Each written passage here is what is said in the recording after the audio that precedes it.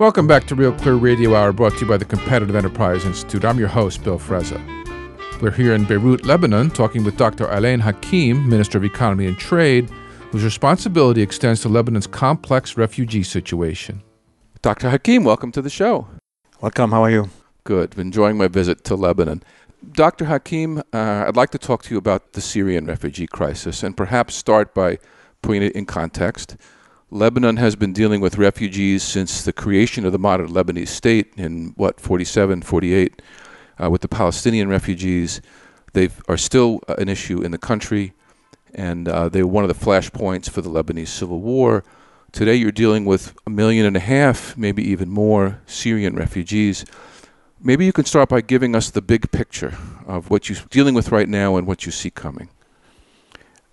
First of all, allow me to congratulate American people for the 4th of July. Oh, thank you. It's a special day for us too.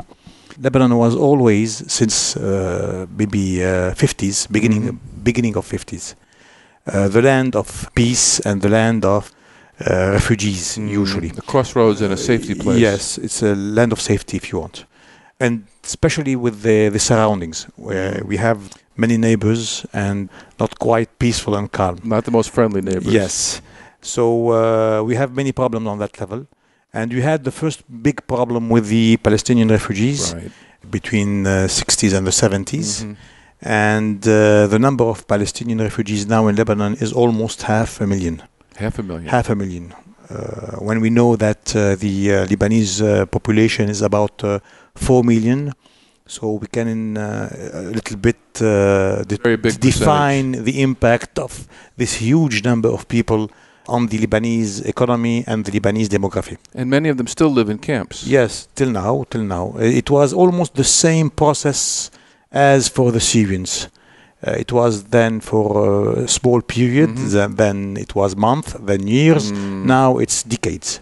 And the problem is of importance of Lebanon because of its demography and its religious segmentation, if you want. Let's spend a moment on that, because the Palestinian refugees who have been here for now 30 plus years have not assimilated into the society. They're still separate. Yes. Is that likely to change, or is that just the nature of the society here? No, it's not the nature of the society. It's the reality we have. They want to go back to their land, and they can't. And they cannot also change nationality and become Lebanese. So they are in a sort of no man's land in terms of nationality and in terms of belonging. They have no passport. No passport, just the status of refugees in Lebanon. And this is a big problem we are facing till now on many levels. And this presence was mainly the beginning of the civil war in Lebanon during the 70s. Which lasted 15 years, destroyed much of the country. I mean, Beirut's been rebuilt largely. We'll talk about that later, the downtown area and the economy. But now it's starting again with the Syrians. How many Syrian refugees are there? Today we have, according to official figures, about 1 million refugees in Lebanon. Wow. But in my opinion, we are 1.5 million till now. And there's only 4 million citizens. Yes. So it's a big problem in Lebanon. You have almost 34% of the population who are Syrians now. And you have 45% of the total Syrian refugees population in Lebanon. No, really? Yes, 45%. And is it a cross-section of society? Is it all different religions, all different economic strata, or is it one particular group that's come? It's mainly, it's divided in many, of course, segment. You have Class A, you have Class B, you have Class C, but mainly you have Class D population. D, I mean, in terms of need and in terms of poverty. And this is the big problem. Despite we have many big neighbors like Iraq, like Jordan, like Turkey, that are receiving almost 10% of what you are receiving daily. So this is the big problem. Where are all these people right now? Where are they being kept? These people, the big problem in this situation is that they are everywhere. So they are they begin at the borders, and then they are immediately dispersed inside Lebanon. We have almost 1,400 camps all over around Lebanon. And these are set up with the perimeter and tents and those no. Those are preliminary camps. Those are camps that are not defined and determined or implemented by the government. They're makeshift. If you want. Wow. If you want. Now, when the Syrians here, are they working or are they just relying on arms? Let me just give you some facts about the Syrian presence in Lebanon. They are using, on average per day, 2 hours of electricity. The cost is almost $100 million per month. Of electricity use? Of electricity use. Do they pay for it? No, nothing. Free. Of course. Free of charge.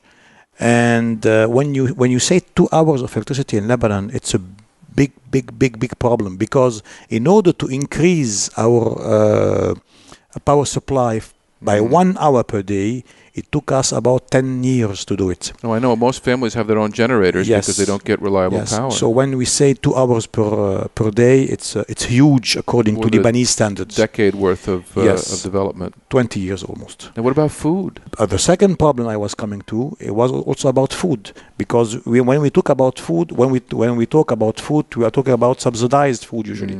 In Lebanon, the bread and mainly basic consumption goods are mainly subsidized in Lebanon. So when you talk about bread, for example, when you talk about other than water and gasoline, for example, everything is subsidized. So they are almost participating, and they are in the daily use of raw material and basic consumption goods with the Lebanese. And is this money all coming from the government or from all NGOs? This money is coming from subsidized money, of course. Are you getting help from the international community? The help of international community is almost zero, null, except on an individual base. Wow. I.e., each country is helping through United Nations entities. And this is a problem, because you cannot quantify anything, you cannot even distribute adequately, you cannot know exactly what is happening. And fourth and most important thing, you are pushing Syrians to come to Lebanon to enjoy the help of the NGOs and the United Nations entities, and then coming back to their country, and then coming back to Lebanon. So it's a sort of, we call it a political and social tourism they are doing by coming and going first to themselves Syrians. And then going back across the border. Yes. When you know that almost on an average, it's about $200 to $300 per month help by head count. It's important for a Syrian family to have this kind of help during these times. It sounds almost like the border has dissolved. Yes, almost. And this is the big problem. And are the refugees largely peaceful? To answer this question, I can just give you a percentage. 34% of crime rate in Lebanon is Syrian refugees. Is it mostly theft or? Everything. And now if you just take about the act of terrors we have in Lebanon, terrorist attacks we have, 55 or 60% are usually done by Syrian refugees on an average. Kidding. Yes, that's quite and the rest are foreigners, not Lebanese. Right. Usually, the percentage of Lebanese doing such acts is very low, about 5%. When I talk to my family and others, they seem concerned about the Syrian refugee crisis, but they don't seem alarmed.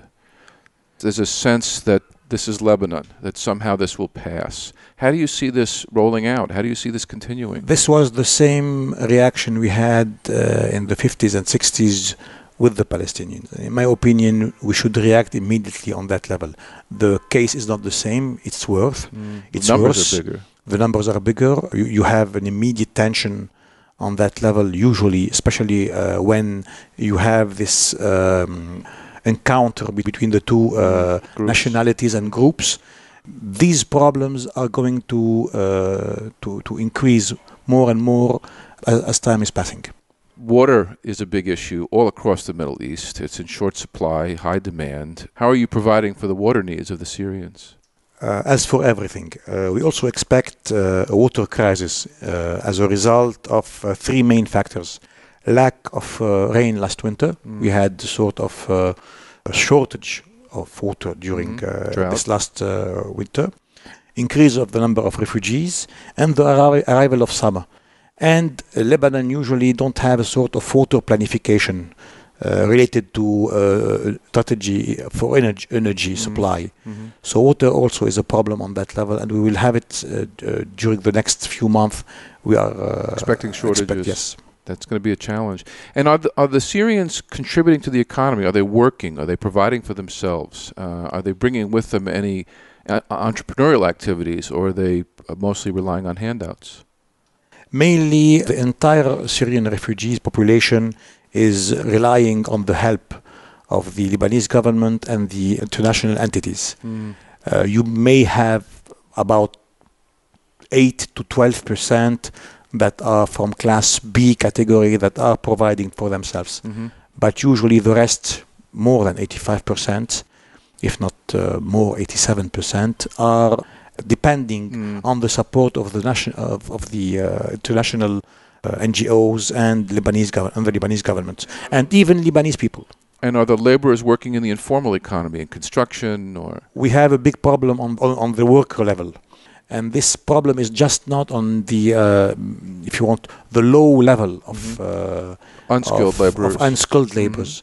It's also about skilled laborers. We, for example, also have on that level doctors who are intervening, and this needs a sort of legislation, immediate legislation on that level, and mainly participation from the Lebanese population to avoid this problem, and the soonest on that level. Municipalities, regional governments must help on that level to avoid this kind of intervention from the Syrian workers on that level. So in the United States, we have our own illegal immigrant problem. We don't call them refugees because they're not fleeing war. They come for economic opportunity. Many millions of people from Mexico, Latin America, and South America. What advice do you have to give us in terms of managing this influx? Oh. we are not managing it. No, you're doing well on that level. I know that you have border patrols and you're doing a great job on that level and very humanitarian. And I saw many reports on that level. I know that you have also a special task force for that, and they are doing a great job taking in consideration even humanitarian cases. In my opinion, borders are not there to be crossed. Like that. They have to be crossed through legal process and through adequate means, because each country has its own way of doing things, its own strategy, and its own planification. And this is very important to you must put sort of limits to the inflow of immigrants, usually legal or illegal. The American model, though, is very different because the American model is assimilation. The American model has always been another group, whether they come from Germany or Italy or Greece or China or Mexico. They're foreigners when they arrive, but their children become Americans, and there's no distinction within a few generations. Do you think that model would ever work in the Middle East or in Lebanon? In Lebanon, especially in Lebanon, due to the number of refugees we have, you'd be overwhelmed. It would be a mess in the country, especially when you talk about the balance, the political balance, the power sharing, political balance and religious balance, especially in Lebanon. On that level, it would be a big problem. Too challenging. And if you don't just have a sort of parenthesis to talk about immigration in general, immigration will never help poverty. Immigration is always contributing to poverty and to push poverty to exist and to increase even. For example, when you in the United States you put that you need 1 million legal immigrant per year, for example, it will never help poverty. Poverty is increasing at 100 ratio more, and you are just taking 1 million immigrant per year. It will never help poverty. Poverty must be helped at the source of poverty. It means in their own country. And if we want to help the Syrians in that level, we should help them in their own country. Solve their problems there. Yes, and not in our country. That's a pretty big challenge for a lot of people right now. So let's talk about economic development in Lebanon. Pretty much every country in the world is familiar with Lebanon's most famous export, which is talented, hardworking people. The Lebanese expatriates seem to be successful wherever they go. What's being done to try to encourage more of them to stay in Lebanon and build businesses here? The main point on that level is to have a sort of stability, economical and political. And this could be the trigger, like you said, to increase this. I will just give you an example. During the 2006 crisis, the war with Israel, we had percentage of growth of 0.3%. In 2007, immediately after the war, as soon as there was peace, it was 7.5%, which is incredible. If we just take today the last 10 years, just for an example, as an average, you have an almost growth in Lebanon of 4.7%, while the same on the international level was 2.2. Yeah, no, it's this. There's a lot going on, which is also a great indicator that Lebanon is doing fine. We can be better, and we can do better, but we just need political and economical stability. Well, real estate is booming, construction is booming. The city has an amazing nightlife. It's famous for its nightlife, although it's been a little bit disturbed this summer because of the troubles. But I wonder if there are other opportunities that could be stimulated, whether it's in technology, whether it's in energy, to build more of the economic ecosystem. Allow me just to enhance one point, a very important point. What we call about problems. If you just take a look around us, what's happening, and even inside sometimes what's happening, it is nothing comparing to what could have happened in Lebanon. Everything is managed and controlled usually, and we may have small security gaps like everyone. Sure. When you had the terrorist attack during the marathon in Boston, I think. Oh, we had 50 people shot in Chicago last weekend. Yeah, okay. So all countries have problems in general. In Lebanon, you have the least you can have. You can leave your car in the middle of the road open, nobody would touch it. 99.5% nobody would touch it. You can walk at night alone, nobody would even look at you. 99.5%, except for, I don't know, maybe some exceptions. But in general, the security climate is positive. And it is due to the almost political stability we are encountering now by the new government since maybe half a year, or 5 to 6 months.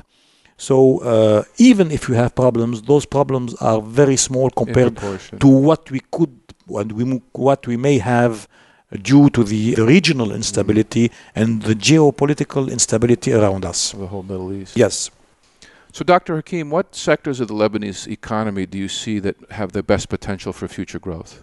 If you just have, for example, the increase in real estate for new apartments in France, Europe, it's about minus 19%. In Lebanon, the same ratio is plus 14 to 17% plus.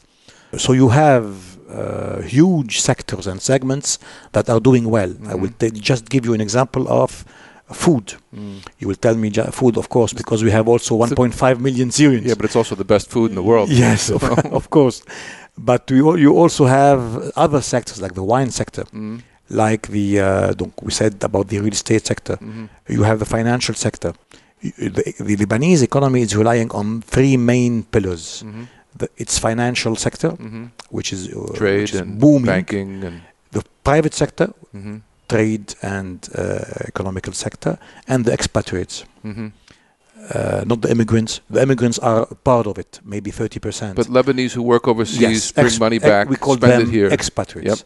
And those expatriates are 70 to 80% of our economical force, if you want. About 50% of our capital inflow relies on expatriates. No kidding. So we have many sectors and helping the economy, the Lebanese economy on that level. That's why we still have, despite everything, the last 4 years, about 1 to 1.7% growth, while all Europe is below 1% till now. So optimism, we are optimistic on that level. We just need a little bit of peace, stability, and a little bit of calm down, especially around us and on the geopolitical level. But let's hope your wishes come true. Dr. Hakim, thank you so much for your time. Thank you. Thank you. That wraps up our show for this week. You've been listening to Dr. Alain Hakim, Minister of Economy and Trade here in Beirut, Lebanon. This is Real Clear Radio Hour, brought to you by the Competitive Enterprise Institute. I'm your host, Bill Frezza. Look for us every Saturday at 10 a.m. and again at 6 here on Bloomberg Boston, soon to be launching on WROM Detroit. See you next week.